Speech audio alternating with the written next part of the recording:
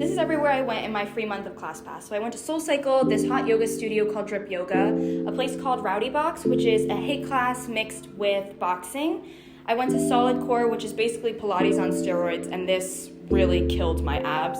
I also went to Move Seattle, which is another Pilates studio in Seattle, and I loved this place. It was so nice. I signed up like a few weeks ago, and I did like the first month free trial kind of thing. And so I live in Seattle. I know it varies by city, but I live in Seattle, and the base membership, I believe, is 24 credits for around $60. And so for my first month, they gave me double the credits, so I got 48 credits for free. And classes in Seattle range from around 4 credits to 13 credits, depending on what class you're doing. For example, if you're doing like a more expensive Pilates class or like berries or something like that, it'll be more credits. But if you're doing something with less equipment and things like that, like yoga, I've taken 4 credit yoga, 5 credit yoga classes. So basically, with the amount of credits, I was able to take 6 classes.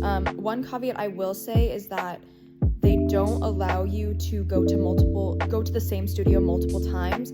So in your first month for free, you can try out different studios, but you can't keep going. And if you want to keep going, you have to upgrade to a paid membership. And then another thing is that there are specific slots in each class dedicated to ClassPass users. So say like at SoulCycle, for example, if you want to go to a 5:30 class, which online at soulcycle.com looks like it's open, you still may not be able to register because all the ClassPass spots are filled.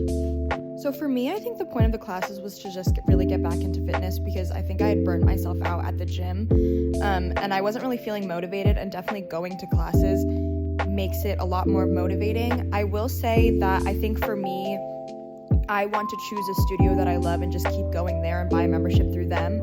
However, some of my friends, they love going to a class like once or twice a week, different kinds of classes, Pilates one day, yoga another day, those kinds of things. And if you're someone like that loves change and just doing something different, I would really recommend it for you. I just think that I really enjoy going to the same classes, getting better at the same exercises, and having that kind of routine.